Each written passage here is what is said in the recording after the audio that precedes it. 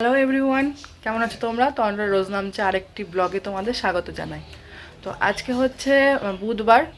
তো সকালে এখন বাজে ওই 9:30 আশপাশ। তো এখন আমি আর পাপাই রেডি হয়ে যাচ্ছি কলকাতা। কেন যাচ্ছি তোমাদের এর আগের ব্লগে অলরেডি জানিয়েছি যে আমার হদুকে নিয়ে 2 মাস ভুগেছি। ও প্রচুর অসুস্থ হয়ে গেছিলো। হেমোপটোজা ওর শরীরে বাসা বেঁধেছিল। তো ভগবানের অশেষ কৃপায় এবং ডাক্তারের আশীর্বাদে, মানে ডাক্তার যে ভগবানের রূপে ওকে যে ট্রিটমেন্ট দিয়েছে, তো তার কল্যাণে ও আজকে সুস্থ। তো আজকে আমি কলকাতায় যাচ্ছি, বেলগাছিয়া পশু হাসপাতাল কলকাতা। তো ওখানেই ওর ট্রিটমেন্ট চলতো, টানা 2 মাস ট্রিটমেন্ট চলেছে ওখানে। তো হদু এখন সুস্থ। ডাক্তার গত মাসে ওর মেডিসিন সমস্ত কিছু অফ করে দিয়েছিল সুস্থ হয়ে যাওয়ার জন্য। তো 1 মাস পরে আজকে ডেলি চেক আপে যাওয়ার কথা, যে মেডিসিন ছাড়া ও সুস্থ আছে কিনা সেটা দেখার জন্য। তো সকাল সকালে দেখো আমরা রেডি হয়ে নিয়েছি। হদু যেহেতু টেস্ট দেবে, ওকে খালি পেটেই রেখেছি। বেচারা তো খিদের জন্য ছটপট করছে, কিন্তু কিছু করার নেই। তো এখন যাচ্ছি আমরা। তো চলো ওকে নিয়ে যাই। আমার শরীরটাও খুব খারাপ, তো যতটুকু পারবো করব ব্লগ। তো চলো আজকে দিনটাকে স্টার্ট করি। তো হদুকে নিয়ে যেহেতু যাচ্ছি কলকাতায়, অনেকটা দূরের রাস্তা, তো হদুরই একটা ব্যাগ হয়েছে। তো দেখাই তোমাদেরকে কি কি ব্যাগ হয়েছে। এটা হচ্ছে হদুর প্রেসক্রিপশানের ফাইল, যেটা নিয়ে যাচ্ছি। এর মধ্যে প্রচুর ওর প্রেসক্রিপশান থেকে শুরু করে ওর রিপোর্ট সব কিছু এর মধ্যে। আর এখানে রয়েছে জলের বোতল, ওর জলের বোতল, খবরের কাগজ নিয়েছি, ওর একটা ট্রাভেল নিয়েছি, ওর বেল্ট নিয়েছি, ওর খাবার নিয়েছি, গরম জলে একটা ফ্ল্যাক্স নিয়েছি। তো এইগুলো সমস্ত কিছু নিয়েছি। একটা পুরো ব্যাগ হয়েছে, একটা পুরো ব্যাগ ভর্তি করে ওর জিনিসপত্র নিয়ে যেতেই হবে, কারণ রাস্তাঘাটের ব্যাপার। ওকে জল খাওয়াতে নিয়ে যেতে হবে, ওকে তো খালি পেটে রয়েছে। আর ওর সমস্ত কিছু এরকম নিয়ে যাচ্ছি। ওখানে ট্রিটমেন্ট হওয়ার পরে, টেস্ট হওয়ার পরে ওকে কিছু খাইয়ে দেবো, সেই জন্য পেডিকিউ নিয়েছি ব্যাগের মধ্যে করে। তো চলো যাওয়া যাক এখন। আর সবাই রেডিও হয়ে গেছি। আর ওইদিকে তো হদু তো দরজা গোড়ায় রেডি, ও যাবে বলে। মানে কোথাও ঘুরতে যাওয়ার কথা শুনলে পরে তো ওর তো মাথা খারাপ হয়ে যায়। তো চলো দেখাচ্ছি।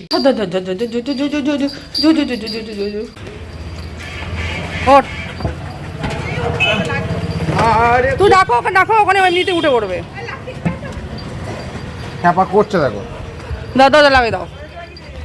তো আমরা অলরেডি বেরিয়ে পড়েছি, ব্যান্ডেলের কাছাকাছি অলরেডি চলে এসেছি।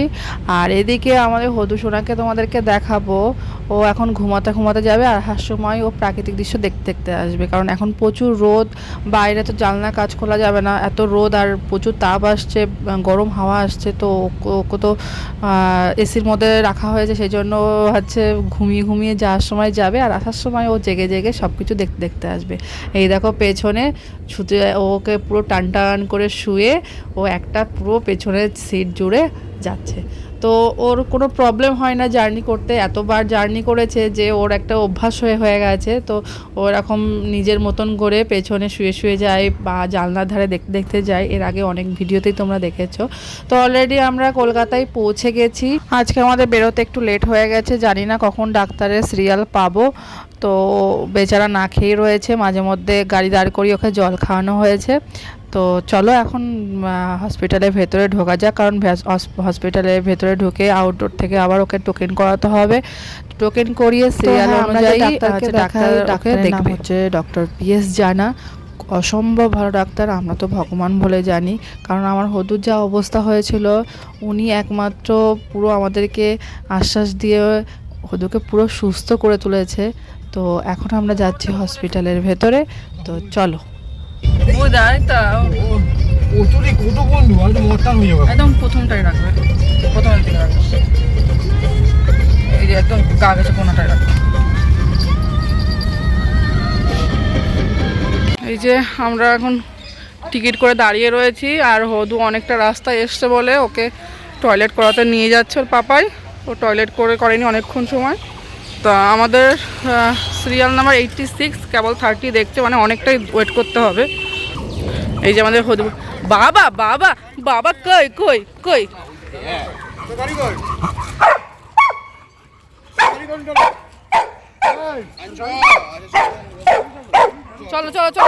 চলো।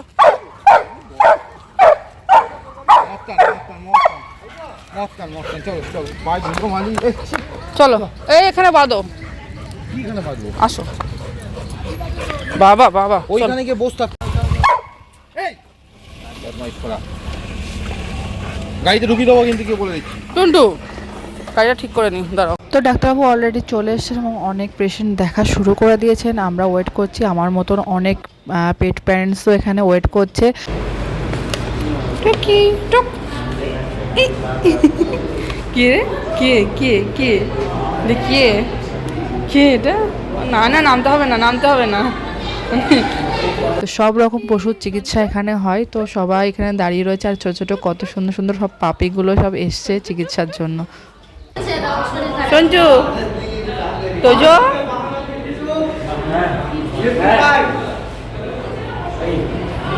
টুকি টুকি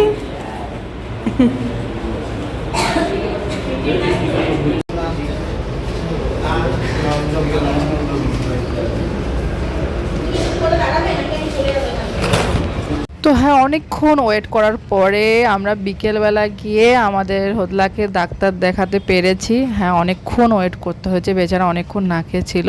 তো তার জন্য মাঝখানে আর ভিডিও করা হয়নি, কারণ ওর প্রচুর খিদে পেয়ে গেছিলো, যার জন্য তাড়াতাড়ি করে ওকে খাওয়ার জন্য ব্যবস্থা করছিলাম। তো ভিডিও কথা আর মাথায় আসেনি, যাই হোক একটু ম্যানেজ করে নিও। তো এখন আমরা এই গেট পাস দেখিয়ে এখান থেকে বেরিয়ে যাচ্ছি। তো গেট পাস বলতে তোমাদেরকে একটু বলি, গেট পাস হচ্ছে আমরা যখন আউটডোরে টিকিট করি তখনই আমাদের গেট পাস দিয়ে দেয়, কারণ এটা রেস্ট্রিকশন এরিয়া, সবাইকে অ্যালাউ করে না, অনলি পেট প্যারেন্টসদেরকে এখানে অ্যালাউ করে।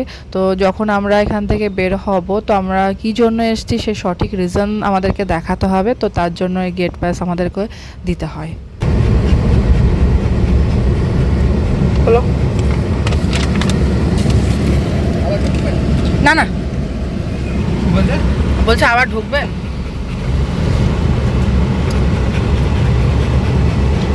এখন কোথায় দাঁড়িয়ে আছি ভাবছো? ওই যে দেখো সামনে লেখা আছে বড় বড় করে ডি বাপি বিরিয়ানি। তো হ্যাঁ, আমরা ডি বাপিতে এসেছি বিরিয়ানি খেতে। তো যেহেতু হদু গাড়িতে রয়েছে, ওকে একা একা বাড়িতে রাখা যাবে না, আর ডি বাপির মধ্যে পেটসদের অ্যালাউ নেই। তো সেই জন্য বাপাই গেছে পার্সেল আনতে, ওই যে পার্সেল নিয়েও চলে এসছে। তো পার্সেল নিয়ে এসে গাড়ির মধ্যে আমরা খাবো, কারণ প্রচুর প্রচুর খিদে পেয়েছে। সকালবেলা একটুখানি পরোটা খেয়েছি, তারপর আর কিছু খাওয়া হয়নি। তো এই যে পাপাই নিয়ে আসলো ডি বাপি থেকে বিরিয়ানি।